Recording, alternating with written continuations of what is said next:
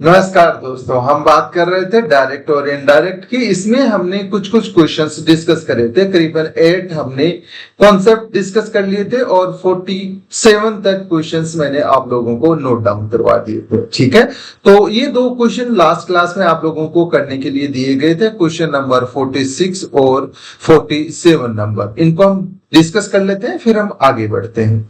देखिए 46 में हमारे पास दिया हुआ है the DM said to the police open fire। ये हमें कहा गया है, तो इस क्वेश्चन को डायरेक्ट से हम इनडायरेक्ट फॉर्म में चेंज करें तो हमारे पास द डीएम जो सब्जेक्ट है वो एज इट इज आ जाएगा, उसमें कोई चेंजेस नहीं होगा। आगे हमारे पास said to है, तो यहाँ पे जब भी डीएम पुलिस को कुछ कहेगा, कोई बात कहेगा तो वो आदेश देगा, ना कि उनसे रिक्वेस्ट करेगा, ना कि उनसे पूछेगा। तो उन्होंने उसने ऑर्डर दिया है, तो यहाँ पे लिखो ऑर्डर्ड, डीएम ऑर्डर्ड, ऑर्डर्ड या कमांडेड भी कर सकते हो। किसको ऑर्डर दिया है? पुलिस को ऑर्डर दिया है, तो यहाँ पे हमारा ऑब्जेक्ट पुलिस लिखो। आगे हमारे पास इंपेरेटिव सेंटेंस है जिसमें सब्जेक्ट और हम हेल्पिंग वगैरह वर्ब वगैरह नहीं है, तो इसको डायरेक्ट हम टू से कनेक्ट करते हैं। यहाँ पे दैट, इफ या वेदर वगैरह से कनेक्ट नहीं कर सकते।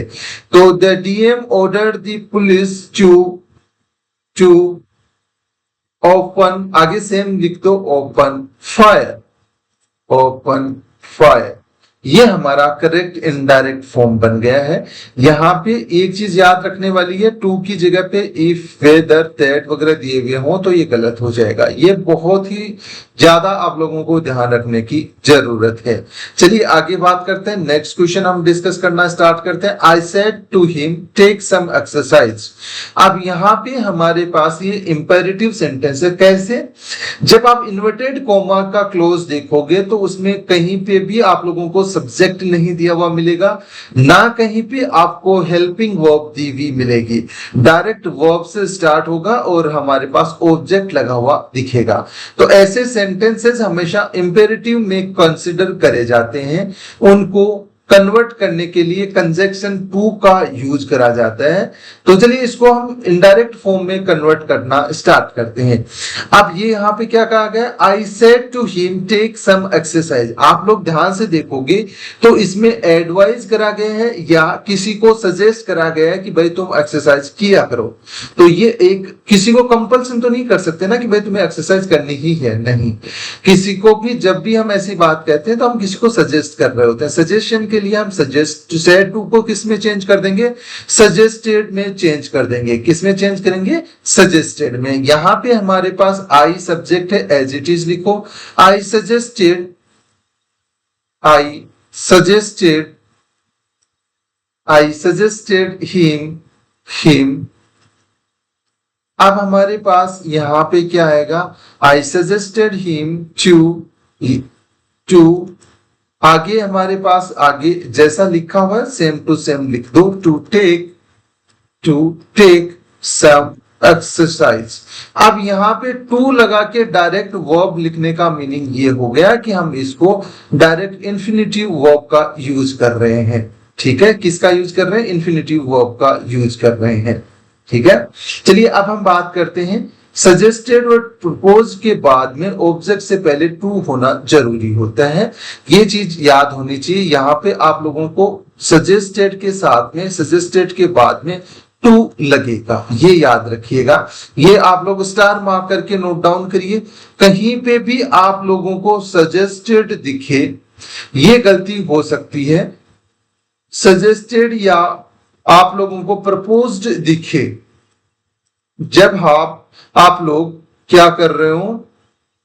डायरेक्ट से इनडायरेक्ट में चेंज कर रहे हो और आप लोग सेड टू को चेंज कर रहे हो सजेस्टेड या प्रपोज्ड में, तो उनके साथ में हमेशा और हमेशा टू आएगा ही आएगा। टू आएगा और उसके बाद में वर्ब आएगी, सॉरी ऑब्जेक्ट आएगा, वर्ब नहीं ऑब्जेक्ट आएगा, और आगे जो इन्वर्टेड कोमा वाला पोर्शन है वो आप लोग अकॉर्डिंगली चेंज कर लेंगे जैसा हमने स्टडी कर रखा है। बट ये याद रखने वाली बात है कि जब कहीं पे भी सजेस्टेड या प्रपोज्ड में हम चेंज करते हैं तो ऑब्जेक्ट से पहले टू का प्रयोग होना चाहिए। ठीक है, होपफुली ये चीज आप लोगों को समझ में आ गई होगी। अब हम आगे बात करते हैं, एक क्वेश्चन, दो क्वेश्चन और डिस्कस कर लेते हैं इंपेरेटिव सेंटेंसेस से रिलेटेड। तो लिखिए क्वेश्चन नंबर 48 में हमारे पास क्या कहा गया है, इसमें हमें कहा गया है ही सेड इन्वर्टेड कोमा में लिखना स्टार्ट करिए, give me some food please, comma लगा के प्लीज लिखो और इन्वर्टेड कोमा को क्लोज करो। चलिए अब इस क्वेश्चन को हम डिस्कस करना स्टार्ट करते हैं। इस क्वेश्चन में हमारे पास बेसिकली क्या दिया हुआ है, give me some food please, ये हमें कहा गया है। तो यहाँ पे हम जब भी इसको चेंज करेंगे तो आप लोगों को एक चीज पता होना चाहिए कि प्लीज वर्ड आया है, इसका मतलब वो कहीं ना कहीं रिक्वेस्ट कर रहा है, किसी कार्य के लिए वो रिक्वेस्ट कर रहा है। प्लीज वर्ड का यूज तभी करते हैं। तो एक चीज तो हमें क्लियर होगी, सेड को हम रिक्वेस्टेड में चेंज कर सकते हैं।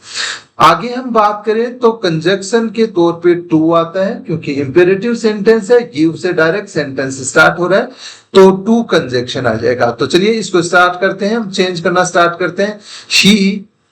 ही रिक्वेस्टेड,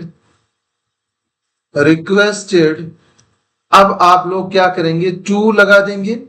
ही रिक्वेस्टेड, अब यहाँ पे हमारे पास कुछ भी नहीं है तो मी लगा दो, रिक्वेस्ट कर रहा है, मुझसे ही रिक्वेस्ट कर रहा है तो मी लगा दिया। अब हमारे पास आगे टू आ जाएगा, he requested me to give. अब ये जो हमारे पास मी है, मी हमारा फर्स्ट पर्सन को बताता है, इसलिए ये सब्जेक्ट के अकॉर्डिंग चेंज होगा।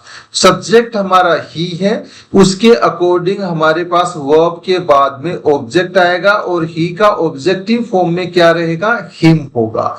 तो क्या बन गया, he requested me to give him some food. यहां पे यदि हमारे पास मी दिया हुआ होता तो ये गलत हो जाता है, यहां पे हमारे पास हिम ही होगा, मी हिम फूड। और यहाँ पे जो प्लीज है वो रिक्वेस्टेड में चेंज हो चुका है, तो प्लीज लगवाने की यहाँ पे जरूरत नहीं है। यदि हमारे पास यहाँ पे कोमा लगाकर प्लीज लगाया हुआ हो तो वो गलत होगा, ये नहीं आएगा। क्यों, क्योंकि ये प्लीज का कार्य यहाँ पे रिक्वेस्टेड वर्ड कर रहा है। होपफुली ये चीज समझ में आ गई होगी। अब हम बात करते हैं नेक्स्ट क्वेश्चन की। बहुत ही प्यारा सा एक क्वेश्चन है हमारे पास, क्वेश्चन नंबर 49 में हमारे पास क्या दिया हुआ है, लिखिए, सी सेड टू मी, क्या कहा है, देखिए, do not come here, don't come here, do not come here, ये हमारा सेंटेंस है। इन्वर्टेड कोमा को क्लोज कर दो। इसको हम कैसे चेंज कर सकते हैं, या तो हम ये कह सकते हैं कि उसने मना करा है, या हम ये कह सकते हैं यदि कोई हायर अथॉरिटी है तो उसके लिए हम ये कह सकते हैं कि भाई उसने ऑर्डर दिया है कि अंदर नहीं आना है, वहां नहीं जाना है। या तो ऑर्डर से हम इसको चेंज कर सकते हैं, या हम इसको फॉरवर्ड से यहाँ पे सेड टू को चेंज करके इनडायरेक्ट फॉर्म में चेंज कर सकते हैं। तो दोनों तरीके से मैं आप लोगों को चेंज करके बता देता हूं। देखिए, she said to me, she subject है, एज इट इज लिखो। सेड टू को हम ऑर्डर्ड में चेंज करके देख लेते हैं। ठीक है, मान लेते हैं कि इसमें ऑर्डर दिया हुआ है कि भाई अंदर नहीं, यहाँ पे नहीं आना है। सी ऑर्डर्ड, यहाँ पे टू आएगा या नहीं आएगा, टू नहीं आएगा। ऑर्डर्ड के बाद में टू नहीं आता। सजेस्टेड और प्रपोज्ड के साथ में टू का प्रयोग करा जाता है, बट ऑर्डर्ड के साथ में टू का प्रयोग कभी नहीं करा जाता।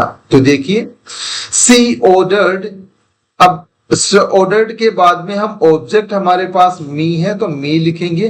कंजक्शन के तौर पे हमारे पास यहाँ पे टू आएगा, लेकिन मैंने आप लोगों को बताया था जब हम कंजक्शन पढ़ रहे थे तब मैंने बताया था टू से पहले नोट का प्रयोग करते हैं। यदि सेंटेंस नेगेटिव सेंटेंस है तो टू से पहले नोट आएगा। तो हमारा क्या सीक्वेंस बना, she ordered me not to come here, come here, ये हमारा करेक्ट इनडायरेक्ट फॉर्म बन गई। अब हमारे पास यदि मैं प्रोहिबिटेड करूं या यहां पे फोरबेड करूं ऑर्डर्ड की जगह पे, तो हमारा सेंटेंस कैसे बनेगा, सी हमारा सब्जेक्ट एज इट इज आ गया, फोरबेड कर दो, मना करने के लिए हम फोरबेड का यूज कर सकते हैं। आगे हमारे पास फोरबेड के साथ में टू का प्रयोग नहीं होगा, मी आ जाएगा। फोरबेड आ गया है तो इसका मीनिंग ही खुद का मीनिंग ये होता है, मना करने के सेंस में आता है। तो यहाँ पे नोट लगाने की जरूरत नहीं है, डायरेक्टली टू लगाओ और वर्ब लिखो टू कम हेयर। तो हमारा क्या इनडायरेक्ट फॉर्म बना, she forbade me to come here, ये हमारा करेक्ट इनडायरेक्ट फॉर्म बन गया है। होपफुली आप लोगों को ये चीज समझ में आ गई होगी। अब हम आगे बात करना स्टार्ट करते हैं क्वेश्चन नंबर 50 की। 50 नंबर में हमारे पास क्या दिया हुआ है देखिए। इंपेरेटिव के थोड़े ज्यादा क्वेश्चंस मैं इसलिए करवा रहा हूं क्योंकि ये थोड़ा सा कॉम्प्लिकेटेड हो जाता है, इसमें बेस्ट क्वेश्चन भी पूछे जाते हैं और थोड़ा समझ में भी कम आता है। तो हम इसके मल्टीपल क्वेश्चंस कर लेते हैं, जब तक आप लोगों को समझ नहीं आता तब तक क्वेश्चन करते चलते हैं, ठीक है। तो लिखिए क्वेश्चन नंबर 50, इसमें हमारे पास दिया हुआ है ही सेड, क्योंकि इसकी कैटेगरी भी काफी सारी बन जाती है तो सारी चीजें समझने के लिए हमें एग्जांपल्स तो करने पड़ेंगे। इसमें हमें क्या लिखना है, इन्वर्टेड कॉमा में लिखिए do not touch the wire, don't touch the wire. अब इस क्वेश्चन को आप ध्यान से पढ़ोगे, डायरेक्ट फॉर्म को ध्यान से पढ़ोगे तो इसमें आप लोगों को पता चलेगा कि इसमें मना करा गया है, प्रोहिबिट करा गया है या वॉर्न करा गया है कि भाई उस तार को मत छुओ, ऐसा कहा गया। तो अब इसका इनडायरेक्ट फॉर्म में चेंज करेंगे तो या तो हम प्रोहिबिटेड से कर सकते हैं या वॉर्न से कर सकते हैं। तो चलिए करना स्टार्ट करते हैं। ही सेड हमारा चेंज हो जाएगा फोरबेड, फोरबेड या वॉर्न में चेंज हो जाएगा, दोनों ठीक होंगे। इनके साथ में टू का प्रयोग नहीं होगा, टू का प्रयोग केवल और केवल सजेस्टेड और प्रपोज्ड के साथ में टू का प्रयोग कर सकते हैं, लेकिन फॉरबिड और वॉर्न के साथ में करने की कोई रिक्वायरमेंट है नहीं। तो चलिए आगे बात करते हैं। ही, फॉरबिड और वॉर्न ये दोनों ठीक है, यहां पे आप लोग कोई से का भी यूज कर सकते हो, ठीक है। मी, वॉर्न, आगे मी कर लो। आगे हमारे पास कंजक्शन के तौर पे क्या आएगा, टू आएगा, इफ आएगा, दैट आएगा, कौन सा आएगा बताइए। यहां पे हमारे पास इंपेरेटिव सेंटेंस होने की वजह से टू का प्रयोग होगा, ना इफ का प्रयोग होगा ना दैट का प्रयोग होगा। तो हमारा सेंटेंस क्या बना, ही फॉरबिड और warned me to touch the wire. यहां पे नोट का प्रयोग नहीं होगा। नोट का प्रयोग क्यों नहीं होगा, क्योंकि फॉरवर्ड और वॉन में इनबिल्ट हमारे पास नोट का यूज होता है, तो इसको दोबारा से लिखने की जरूरत नहीं है। तो हमारा करेक्ट सेंटेंस क्या बना, ही फॉरबिड और warned me to touch the wire, ये हमारा करेक्ट इनडायरेक्ट फॉर्म बन गया। चलिए अब हम बात करते हैं नेक्स्ट क्वेश्चन की, क्वेश्चन नंबर 51। इसमें हमारे पास क्या कहा गया है देखिए, क्वेश्चन नोट डाउन करिए। ही said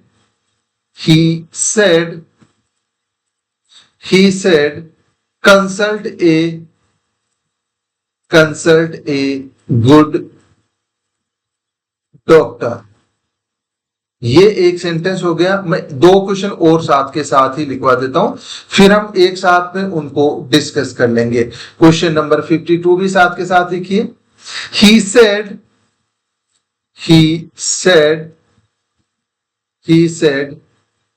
please bring please bring me some water, bring me some water. ठीक है, नेक्स्ट क्वेश्चन देखिए, क्वेश्चन नंबर 53। इसमें हमारे पास क्या दिया हुआ है, he said, he said, he said, inverted comma में लिखिए, please, please, please do not disturb, please don't disturb her, please don't disturb her. ये इन्वर्टेड कॉमा क्लोज कर दो। एक क्वेश्चन और लिख देता हूं मैं आप लोगों के लिए, 54। इसमें हमारे पास क्या है, he said to me, he said to me, said to me, you call a taxi, you call a taxi, inverted comma को क्लोज कर दो। अब इन चारों क्वेश्चन को वन बाय वन हम डिस्कस करना स्टार्ट करते हैं।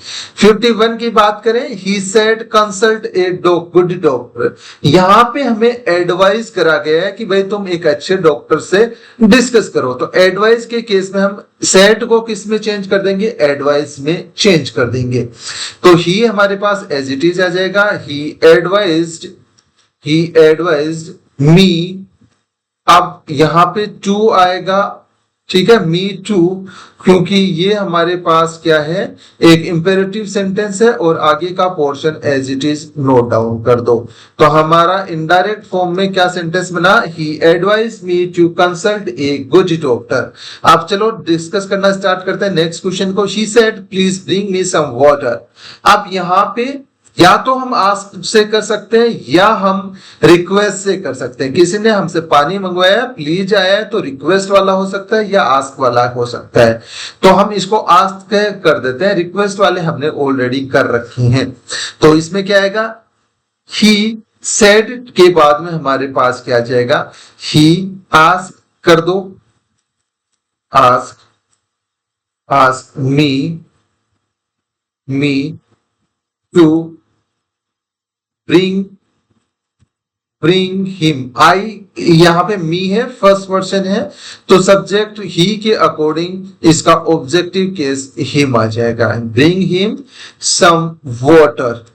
अब इसको रिक्वेस्ट से चेंज करें तो कैसे होगा, देखो मैं करके बता देता हूं आप लोगों को। ही रिक्वेस्टेड, पानी मंगवाने के लिए उसने रिक्वेस्ट करी है, रिक्वेस्ट के साथ में टू का प्रयोग भी होता है।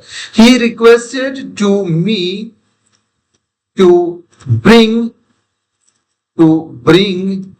Him some water. ये दोनों सेंटेंस ठीक है, कोई सा भी जहां एग्जाम में आप लोगों को दिखे तो दोनों में से किसी को भी टिक कर सकते हो। चलिए आगे बात करते हैं नेक्स्ट क्वेश्चन की, question number 53। He said please do not disturb me. यहाँ पे ही एज इट इज आ जाएगा। अब हमारे पास ये रिक्वेस्ट कर रहा है या आस्क में चेंज कर सकते हैं, तो आस्क में मैंने कर दिया, ही आस्क मी। अब डू नॉट आया, नेगेटिव सेंटेंस आया, तो टू से पहले नोट का प्रयोग करो, नोट टू डिस्टर्ब हर। हर हमारे पास क्या है, थर्ड पर्सन है, तो ये किसी में भी चेंज नहीं होता है। चलिए बात करते हैं क्वेश्चन नंबर 54 की। इसमें हमारे पास क्या दिया है, he said to me you call a taxi, you call a taxi. अब इसमें हमसे ये बात पूछी गई है, ये सिंपल या असर्टिव सेंटेंस होने की बजाय ये हमसे एक चीज पूछी गई है, क्या भाई तुमने टैक्सी को बुलाया है, ये हमसे कहा गया है। तो ही सेड टू को आस्क में चेंज कर दो, ask me to call a taxi, call a taxi. ये ज्यादा बेटर इसका इनडायरेक्ट फॉर्म बनेगा। अब हम दो क्वेश्चन और डिस्कस कर लेते हैं, बहुत ही प्यारे प्यारे से क्वेश्चंस हैं। क्वेश्चन नंबर 55 और 56 को हम डिस्कस कर लेंगे। देखिए 55 लिखिए सबसे पहले, ही सेड, सी सेड, या आप लोगों को एज ए मैं होमवर्क के तौर पे ये दोनों क्वेश्चंस दे देता हूं, तो आप लोग दोनों करने का प्रयास करिएगा। She said do start at once, do start at once. अब इस क्वेश्चन को आप लोगों को करना है, ठीक है। एक क्वेश्चन और दे देता हूं, 56 नंबर क्वेश्चन। इसमें हमारे पास दिया हुआ है, he asked do not sleep, don't sleep in the class. इन दोनों सेंटेंसेस को डायरेक्ट से इनडायरेक्ट फॉर्म में चेंज करिए और फिर इसका आंसर कमेंट बॉक्स में कमेंट करके बताइए। आज की क्लास में इतना ही। आज की क्लास में बेसिकली हमने इंपेरेटिव सेंटेंसेस पे फोकस करा, काफी सारे हमने क्वेश्चंस डिस्कस करे।